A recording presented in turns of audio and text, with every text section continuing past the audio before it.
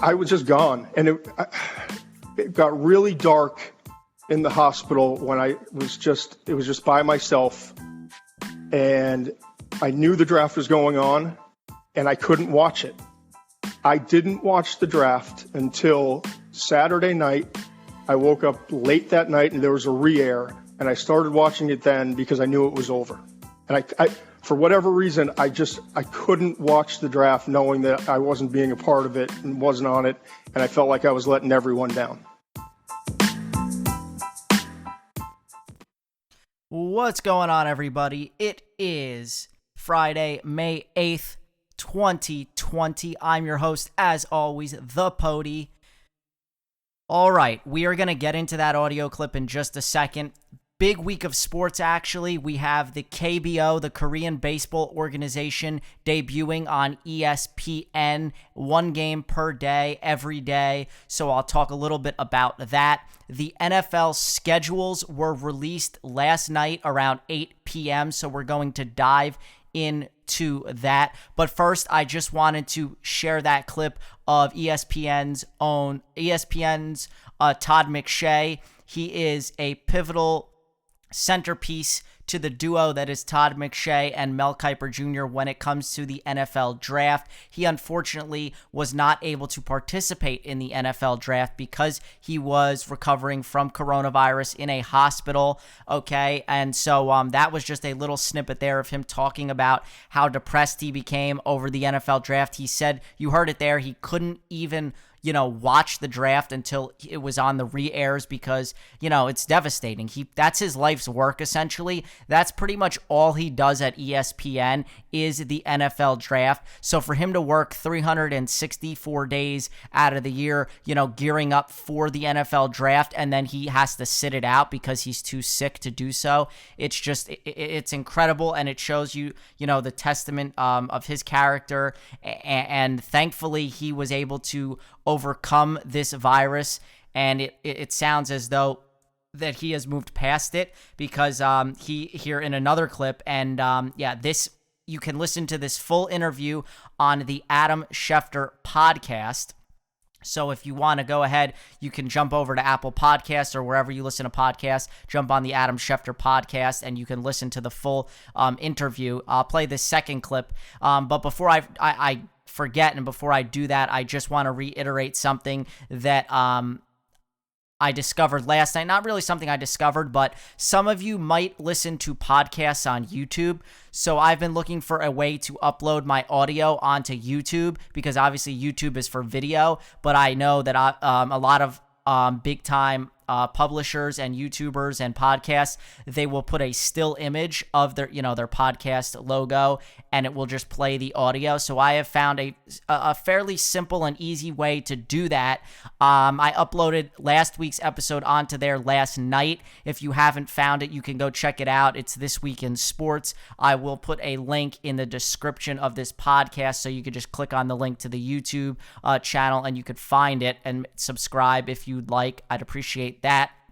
If you want to listen on YouTube, you can. It'll be a still image of the logo, and then you'll just be able to listen to the audio. I'm going to do different ones because I've been able to tweak it so I could have maybe my artwork bouncing around the page or blurring out in the background, just some cool little things to liven it up a little bit. But back to the Adam Schefter podcast, this interview with Todd McShay. Very interesting. And you got to feel bad for him because he truly was depressed. Take a listen to this second clip on the ramifications of having this virus, having to be away from his family, and what he's looking forward to most in getting back to normalcy.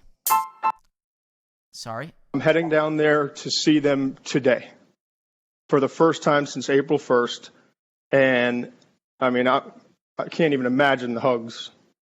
There's probably going to be some tears, and it's been so long, man. It's been so long. Just being alone by myself. Lo flew home to make sure that I got, to treatment and got taken care of, and then flew back down to be with the kids. But it's been, I don't know what's today.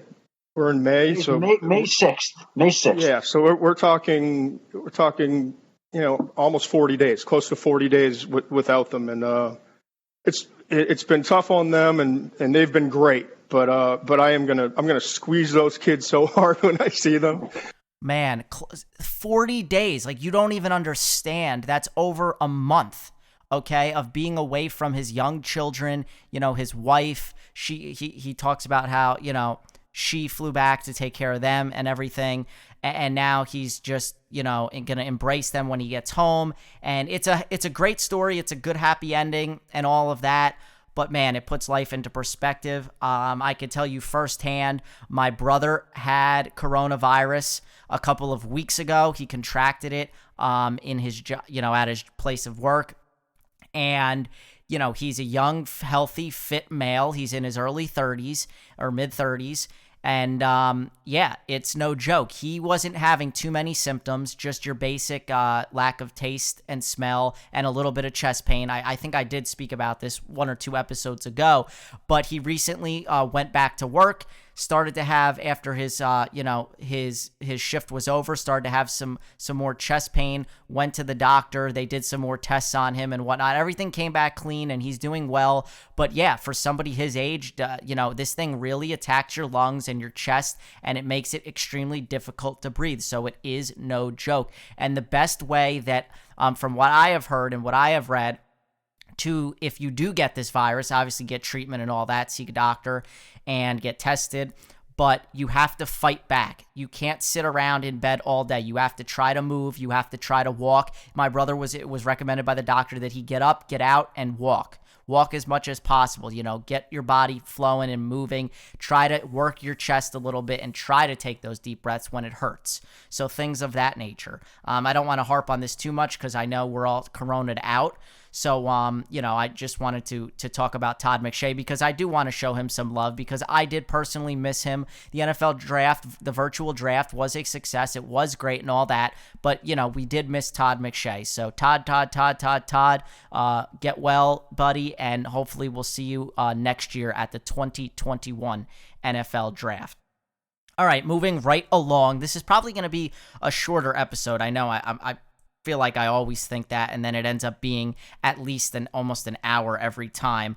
But we're going to talk a little bit to start off the show about The Last Dance, the Michael Jordan 10-part docuseries. Obviously, everybody's been watching that, I'm sure, because there's nothing else on television sports-wise. It's been great. We got to the halfway point just about. We saw episodes 5 and 6 on Sunday, and man, my dad actually said to me afterwards he didn't like it as much as the Rodman one, but again, you're not really going to top that. But this was interesting in its own right because in episode 5, we get to see him, I want to say in episodes 5 and 6, we see him beat Magic in the finals as well as Charles Barkley. And you also get to learn a little bit about Michael Jordan, the person, and then they dive into his whole sneaker brand. I'll get to that in a second. But first, back in, I want to say maybe it was early 90s, 1990, right around that point, right before I was born, Michael Jordan had this famous comment about how Republicans buy sneakers too, and how he doesn't really want to get involved in politics, and he doesn't want to get, because in North Carolina, where he's from, obviously, there was a prominent black senator running for governor. I want to say Harvey Dent was his name, something like that. And Michael Jordan didn't want to get involved and endorse him or back him up. And he spoke off the cuff. He said, next to Scottie Pippen and Dennis Rodman and some other guys, about and said the comment about Republicans buy sneakers too. And I guess it was a big deal at the time.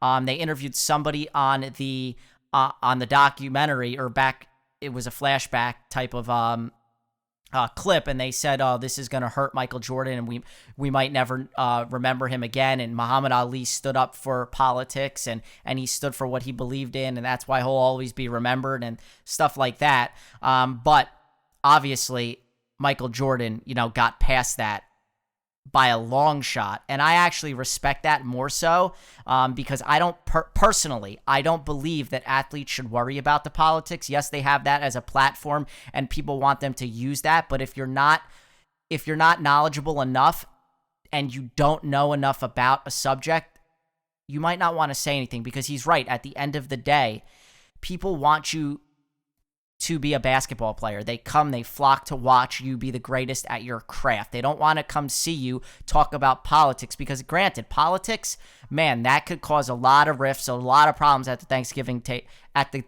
table, or the Christmas dinner or what have you, because it's always going to start something. You have your hardcore Republicans and your hardcore Democrats, and they hate each other. So that's the same thing. If you get somebody like a Michael Jordan that's going to support this guy, well, he's going to piss off half of America or all of these Republican people now.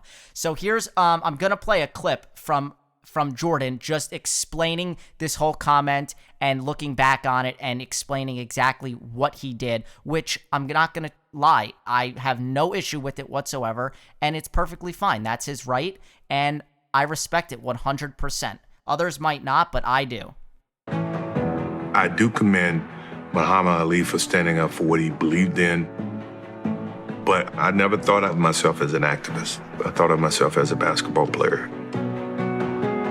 I wasn't a politician when I was playing my sport. I was focused on my craft. Was that selfish? Probably, but that was my energy. That's where my energy was. So there you have it. That's the God's honest truth, right? He's not an activist. He's a basketball player. And you could almost argue that because Michael Jordan didn't get involved in politics, he had less backlash against him. He had, less questions to answer in terms of politics, and he could just go out, do his thing, and just ball. And that's why he was the best that there ever was. Somebody like LeBron James, granted, that's his right. I sort of disagree because, again, I'm going to take some heat for this, but LeBron James is not a politician. He's a basketball player. He never went to college. So how truly knowledgeable can he be in terms of politics and getting his news? Like, the fake news runs abound right now out there. And I'm not saying he's not smart because he didn't go to college. I don't want that to get taken out of context because he's smart. I'll give him that. He doesn't talk totally intelligently when he speaks, granted, but neither do most athletes. But no, he's well versed for the most part. And my stance on LeBron. I don't like him in comparison to Michael Jordan. I don't like the comparisons. He's the greatest of all time. Okay, you saw in a clip in episode, I want to say maybe it was episode 6, I don't know, where they're always talking about the Kobe comparisons, and people are telling Kobe that, you're better than Michael Jordan. You could take him one-on-one, and we saw a clip there of Kobe, R.I.P., brought back some recent memories of the loss, right? But you saw Kobe saying, no, when he came up as a young rookie and Michael was already dominating in the league, Michael Jordan was like his big brother. So everything he learned was from Michael. So he doesn't want that to be a comparison either, because they're two different separate entities, but he learned everything he knows from Jordan. So anyway, where I was going with this is the fact that LeBron, he is very controversial because he will come out, he will support Obama, he will go against Trump all the time, and he takes a lot of heat from the opposite side. So guys like Michael Jordan, guys like Derek Jeter, who don't get involved in the politics, I think it's extremely smart. Look at Derek Jeter. He waited till his career was over to start a family at the ripe age of, 42, 44? So everything that they put, and that's why they're the greatest that ever lived, because they sacrifice everything to put 110% into owning their craft and being the very best. They don't let the outside politics or anything else cloud their judgment. They just worry about doing their job, because at the end of the day, that's what it is. It's a job. And for Michael Jordan, he felt that his job was to play basketball. His job was not to be a political activist or anything like that. So he did go on to say that he spoke to his mom because his mom wanted to do an interview, and he said, I'm not going to speak about somebody that I don't know, which again is very smart. Bringing that back to the fake news media and everything that's out there, my friend posted something in our group chat today about how Mike Pence was caught filming a video where he was bringing PPE aid equipment in boxes to help the frontline workers, yet the boxes were apparently empty, so they were just doing it for show to make it look like he's helping. when in fact that was not the case, and this was some spoof or some made-up fake news brought about by Jimmy Kimmel, who absolutely hates the president of this United States of America, Donald Trump, and he is a huge liberal, Jimmy Kimmel, and I don't appreciate him doing that. I'm not a huge I'm actually a Jimmy Kimmel fan. I've watched the Who Wants to Be a Millionaire reboot a couple times with the celebrities. I watch his clips. I think the Halloween stuff is funny when he has the parents steal the Halloween candy from the kids. So, you know, I could put that aside when I'm watching his videos, but then when he does something like this, it's like, why? And you have the New York Times and all the fake news media ran with this story. So that's why my friend must have saw it on a huge publication and brought it up. And then he found out later that it was fake. And, you know, I laughed about it because it's true. You have to be careful. You have to vet everything that you see nowadays. And even something coming from a verified account like a New York Times, you never know that it could be a hoax. So it's something to keep an eye on. So yeah, that's why, again, wrapping this up, Michael Jordan, he clarified those comments, and I think, again, nothing wrong with what he said. I think totally justified. But again, that's his opinion, and that's the way that he wanted to go about his platform and his career as a basketball player. That's what he wanted everyone to know about most. Okay. What I thought was also really cool was at the beginning of episode 5 of The Last Dance, we get into the birth of the Air Jordan sneakers. Okay, so when Michael Jordan was a young up-and-comer, he obviously wanted to get into a shoe line. His agent wanted to have him with his own shoe, and he kind of was revolutionizing this because he wanted to take Michael Jordan and make him into like a tennis player or more of an individual sport type of player where they're front and center, where they have their own shoe deal. And at the time, the GM of the Bulls didn't think that that was a great idea. And so for Michael Jordan, he actually wanted to go with Adidas because he always grew up and liked Adidas. And the official shoe at the time for the NBA was, in fact, the Converse, right? And they had the big names like your Magic Johnsons, your Larry Birds, your Dr. J's, your Larry Kings. Okay, they had all the big players. But when Michael Jordan and his agent went to them, they said that we can't promise you that we can't put you on a pedestal higher than those guys. And Jordan was like, okay, that's fine. Well, then I'll just go elsewhere. They go to Adidas, but Adidas says that they didn't say this, but they were so dysfunctional at the time that they said they could not make him an exclusive shoe at the moment.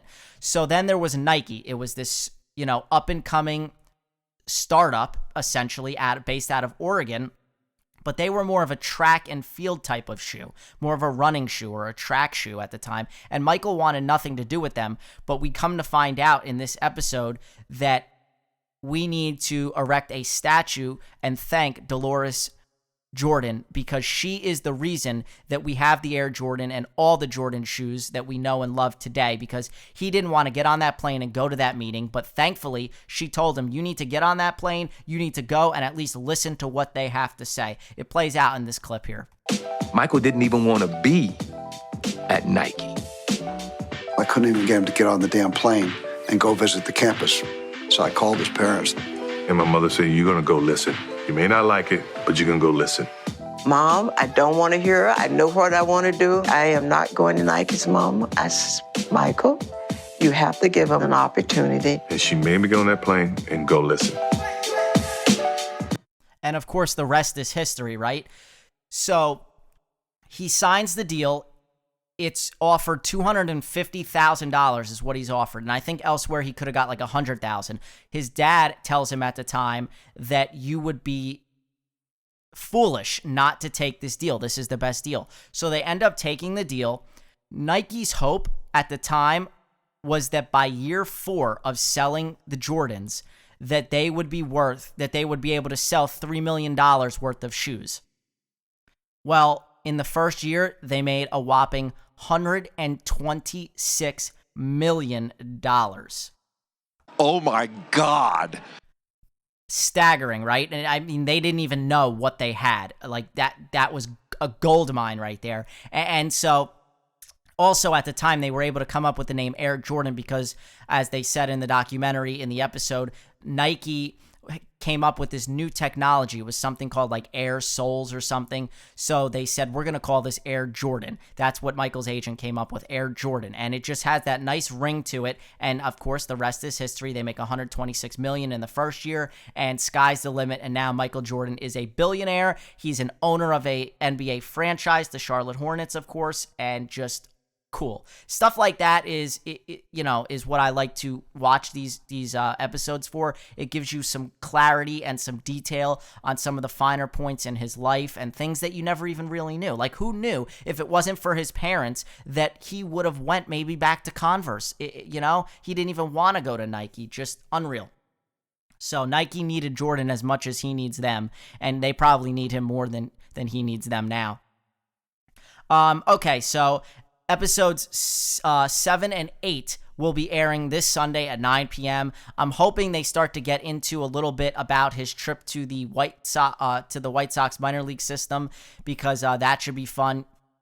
His little attempt to make it in pro baseball after the shooting death of his father. He kind of needed to get away from basketball, and that's when he wanted to go and pursue baseball. And apparently, he was closer than we thought to being called up to the majors. So I hope that they dive into that a little bit in these next couple episodes. But God, guys, if you have not seen this yet, you have got to get on the ESPN app and watch this on demand. It is amazing. You could catch up on all of them. Like I said before, episodes 7 and 8 air on Sunday. All right, next up, I briefed it in the top of the hour. The KBO is airing on ESPN. This started back on Tuesday. KBO is the Korean baseball organization. That's the premier baseball league in South Korea. Okay, they're airing one game per day on ESPN. They have resumed play in South Korea, in empty stadiums. Coaches and umpires are actually wearing face masks to, help combat this coronavirus.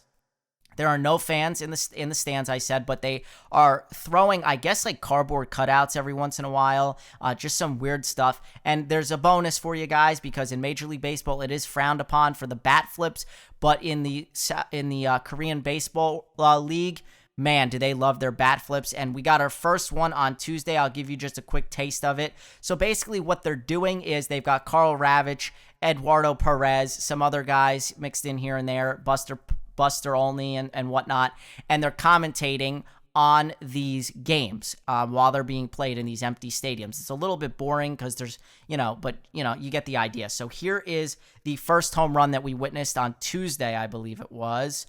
Let me see. Here we go. As you're looking at Chang Min Mo, and that ball is flipping left. That was a bat flip. There is our first bat flip. 4-0. Dinos. And Carl, this is the middle part of the lineup is what's done all the damage. Yeah, so pretty cool stuff there. Hey, it's baseball, right? And there are some familiar faces that you will see. It was either Tuesday or Wednesday that former Major League pitcher Dan Straley took the hill for his Korean baseball debut, and he got the win, and his team won the game, gave up a couple earned runs, and he spoke on Get Up. Dan Straley was a former, since he spent about 8 years in Major League Baseball, and most recently he pitched in a few games last season for the Baltimore Orioles, had his best season with Cincinnati early on in his career, but also pitched for the Miami Marlins a little bit, okay? But here's what he had to say on Get Up about his debut and what it was like and how sort of weird it was with no fans in attendance. What was the most significant difference today compared to any other game you've pitched in your life? They were playing music during the game. Like if you're like at an NBA game, like just like playing music, that was a big difference. Took a little bit getting used to. They did have some cardboard cutouts around, and then they had like a whole bunch of fans like on Zoom on this big video board, kind of chiming in and dancing at home along with the cheerleaders. And just some of the fake fans they had in the outfield. It was a little different, but just can't say enough like how blessed we are just to be able to play some games. How did it affect the game? I ask in part because I think a lot of fans here, as we wait for Major League Baseball to come back, are wondering, will it be similar? And if so, how will it affect the game? How would you say it affected the game, having the music playing and not having the fans in the ballpark? It was just weird. You know, like you, as an athlete, you really ride the emotions of the stadium sometimes when the fans get really hyped up for big, important moments. You know, excited for home runs or big strikeouts, and just none of that was there. You know, you could really hear the dugouts, which is awkward because, you know, you usually don't get a chance to hear the other side talking too much. But just kind of in terms of like overall impact, I would say today I didn't really notice it too much. It's because I was pretty focused on what I was trying to do. But I think in the next few days I'll really notice how empty the place is.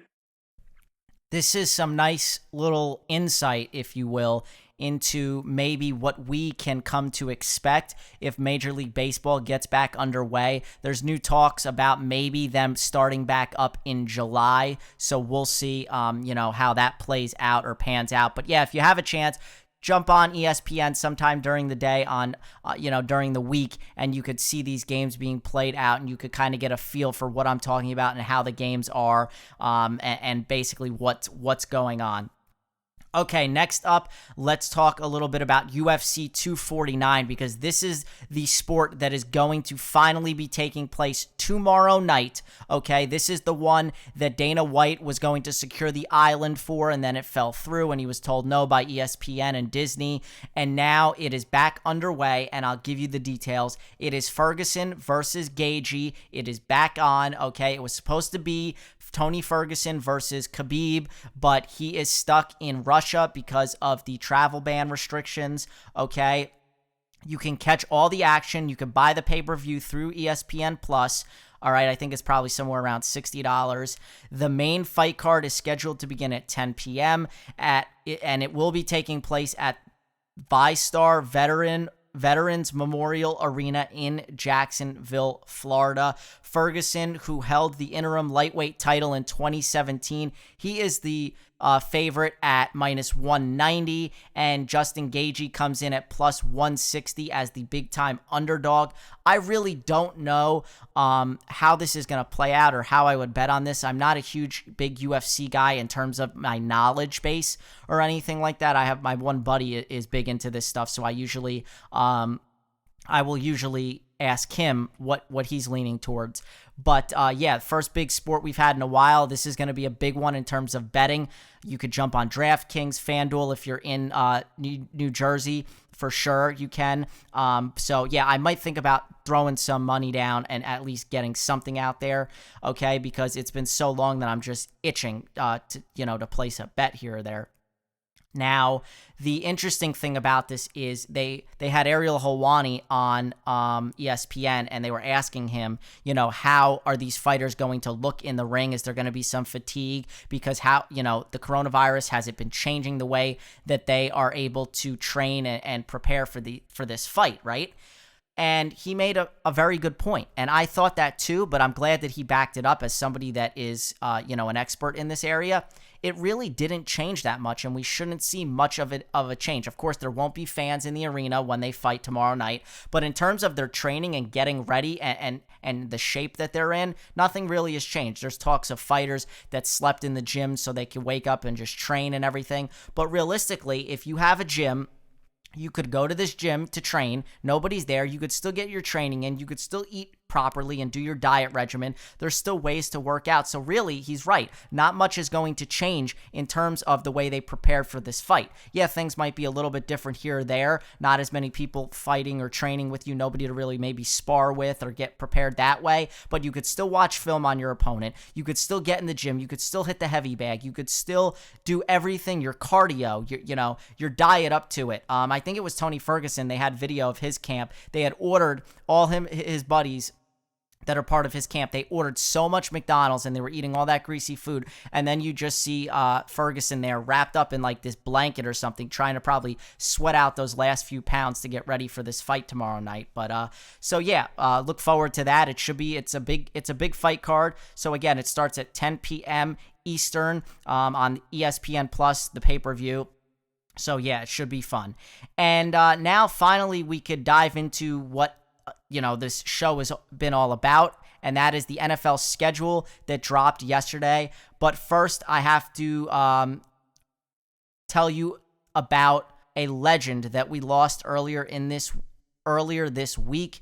Don Shula, the legendary coach, died on Monday at the age of 90. I don't know that it was, coronavirus related or anything like that. Probably just, old age, natural causes, right? But Don Shula, he is the winningest coach in NFL history. He won a whopping 347 games, and he is responsible for the only undefeated season ever. That Dolphins team that he coached, right? In the 70s.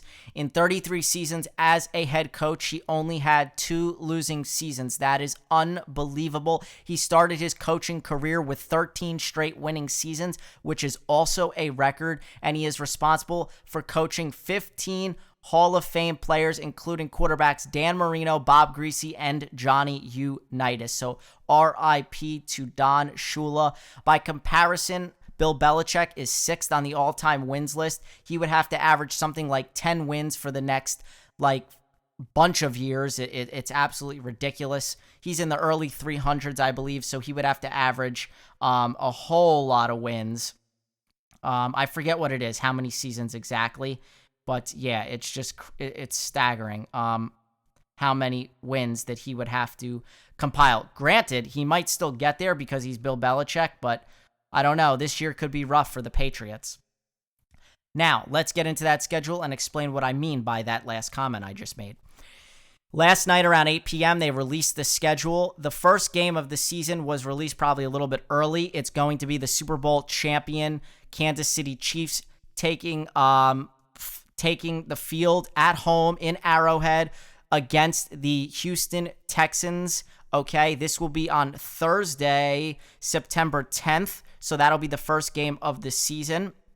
Okay, and then speaking of the Chiefs, you also get a Chiefs-Ravens matchup on Monday Night Football in Week 3. That is going to be great. It is a matchup of the last 2 MVPs and the last 2 players that are going to grace the cover of Madden. So very interesting there.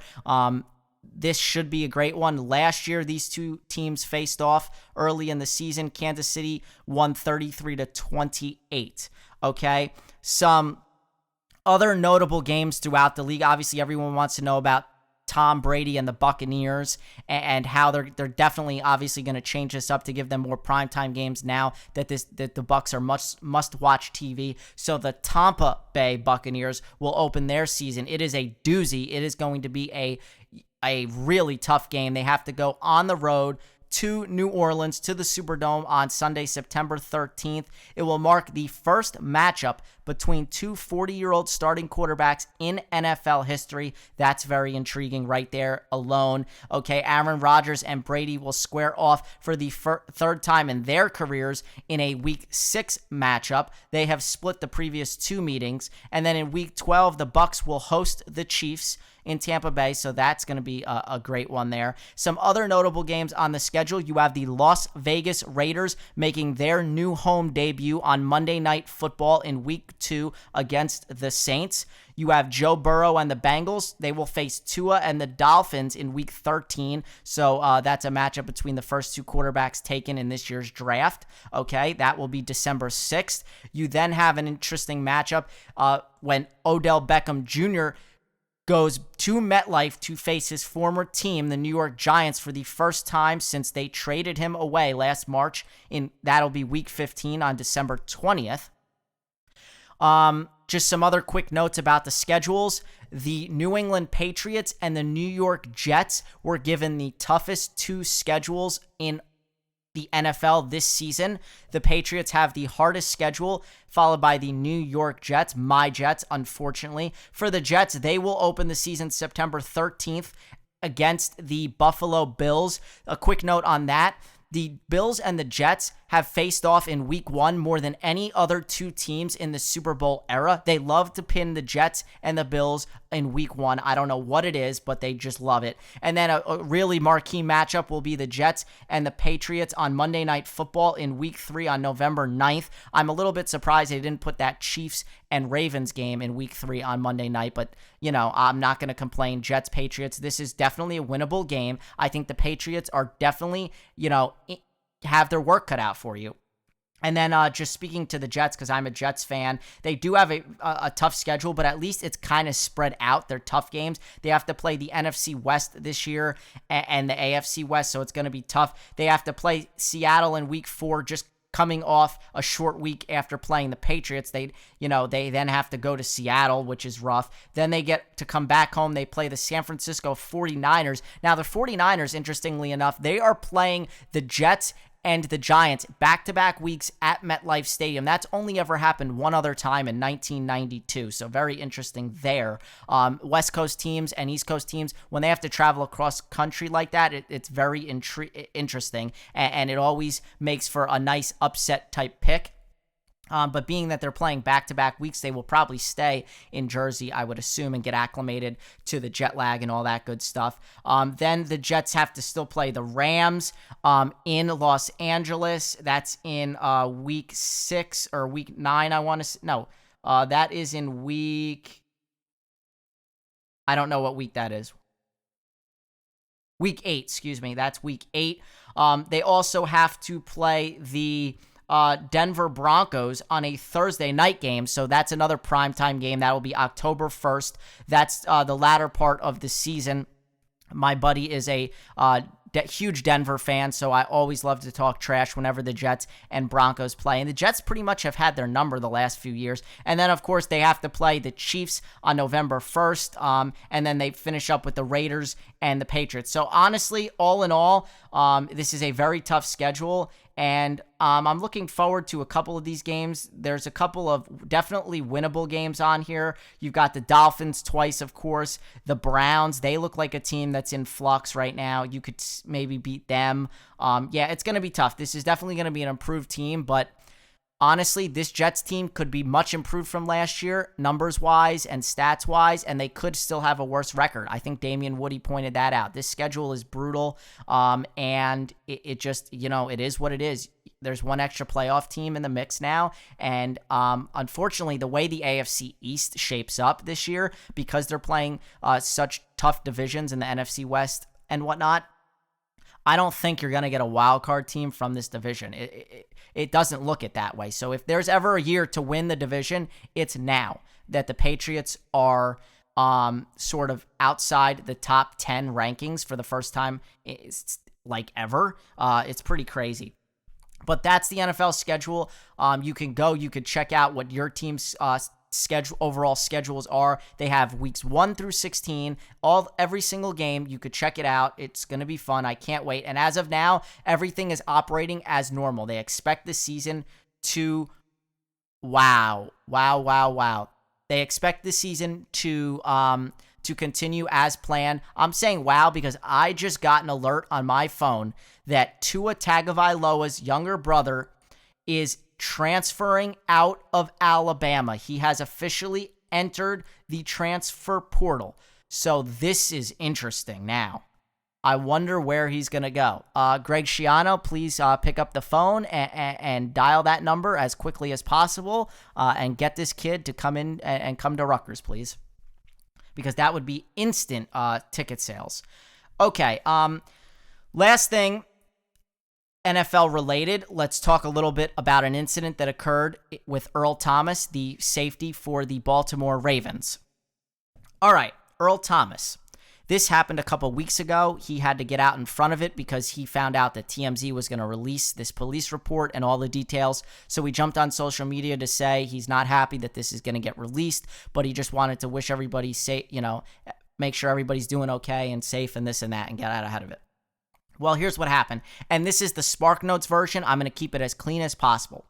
Earl Thomas and his wife got into a domestic dispute, if you will. Not domestic dispute, but later on they did. But what happened was they got in this argument or whatever. So then Earl Thomas's brother decides, this is in like Austin, Texas.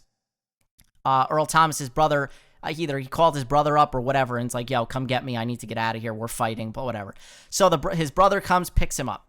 All right, I don't know how much time goes by, how many hours, whatever, but his wife, I think her name is Nina. She, like all women, all right, I can't say all women, probably don't have any female listeners, so I guess I can say this, but women can tend to be a little bit crazy. But in this case, it's probably well-deserved, and her lack of trust, probably, if you want to say that, was probably well-intentioned and probably a good idea, because she decided to track her husband down. She jumps on the Snapchat, and if you don't know, on Snapchat, people you're friends with and whatnot, you can see their location. He probably didn't realize that, probably forgot to turn it off, whatever. Always a good idea to not have your phone on when you're doing something you shouldn't be doing. So she's like, all right, I know where he is. I'm going to go mess with this guy, because what is he doing at some address I never know? I don't know. So she calls her girlfriends up, or a couple friends. She grabs Earl Thomas's gun. He had a gun in the house. She grabs it. She wants to scare him a little bit. She takes the magazine out of the gun. Okay, no problem. She drives on over there. She goes inside, and what in the hell do you know? She finds her husband, Earl Thomas, in bed with two women and his brother. Okay, yeah, if you could comprehend that, it is what it is, all right? I don't need to get into the details. You know what's going on. They doing the nasty, all four of them, in bed. All right, she pulls the gun, points it at her husband's head. No magazine is in it, right? Only one problem.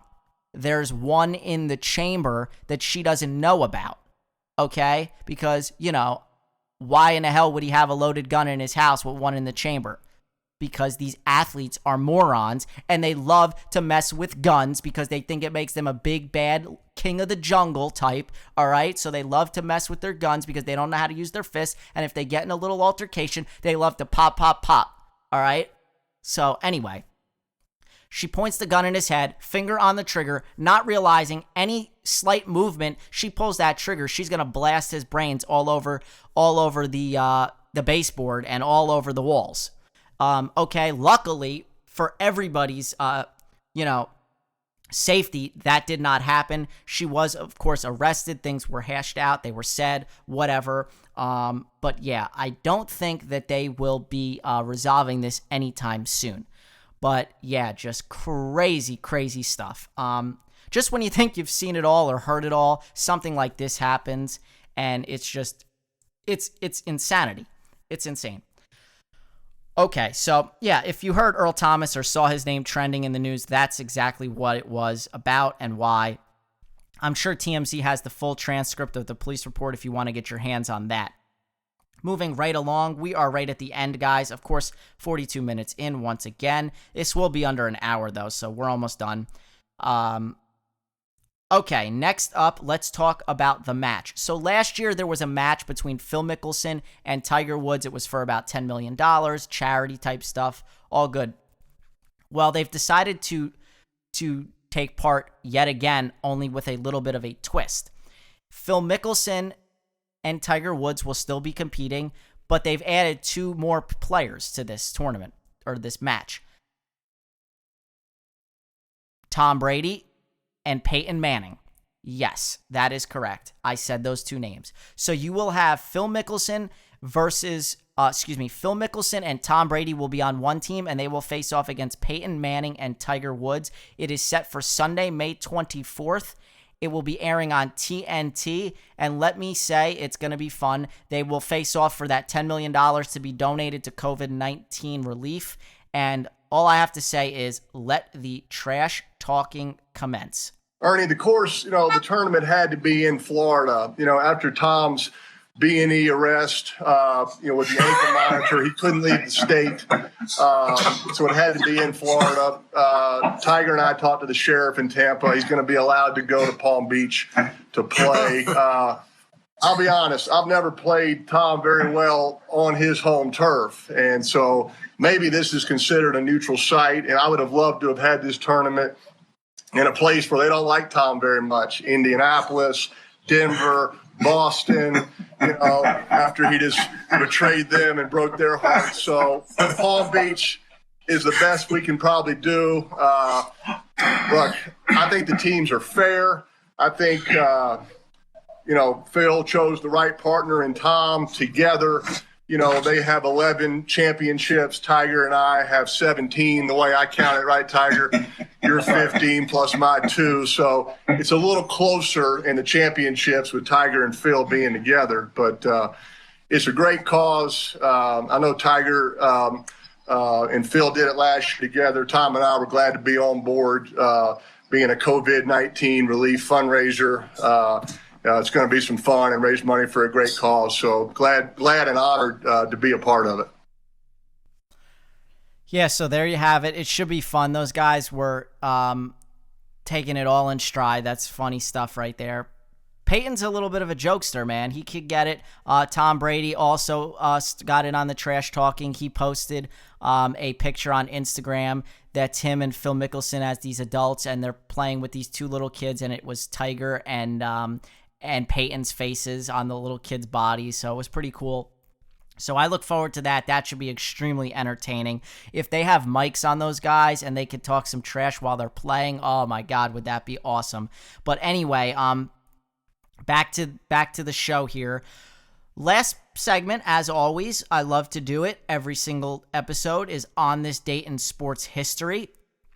I believe yesterday was actually the anniversary of the Allen Iverson. We're talking about practice, where he said the word practice like 22 times. But I think I did that one before. So for today, actually, we take it to May 8th, 1970. So 50 years ago, when Knicks captain Willis Reed absolutely stunned and shocked the world by returning for Game 7 of the NBA Finals, where he would score his team's first basket and ended up made his first 2 shots from the field, actually. Helped the Knicks come back in this series after a huge Game 6 lopsided loss, and helped the Knicks win their first NBA title, 113-99. It was an unbelievable feat for Willis Reed to even play that day, because back then, the medicine wasn't what it is today. He went through a regimen just before the game that included 400 milligrams of carbocaine and 8 cc's of cortisone shots to mask the pain from a torn right thigh muscle that he suffered earlier in the series in Game 5. So just miraculous, okay? And with that being said, guys, we're going to end the show right there. I look forward to watching UFC 249. You could send me your predictions if you want. Again, I will post in the description a link to the YouTube channel where you could subscribe to the show if you want to listen on YouTube. I will be posting this episode on YouTube as well. I thought about backdating this and uploading every other episode from 1 all the way up onto the YouTube channel, but that would just take me hours and hours, and I just don't feel like doing that. If I got enough requests, I probably would, but I'm just going to start doing it from now on, I think. And yeah, without further ado, have a nice weekend. Stay safe, everybody. Here's a clip from that On This Date in Sports with Willis Reed. Have a happy, safe, healthy weekend. I will talk to you guys next week. And by the way, I almost forgot. It is Mother's Day on Sunday. Don't forget your mothers. I know you're stuck inside, but you could still do something. You could still go pick up some flowers, some chocolates, bring them to your mother's house, and, in a socially distanced type way.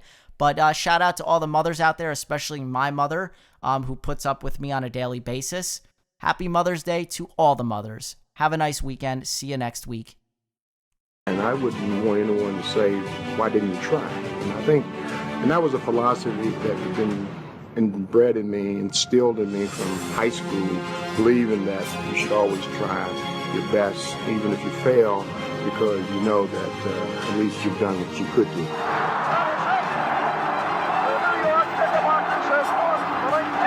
1969-70 World Championship of Basketball, the New York Knicks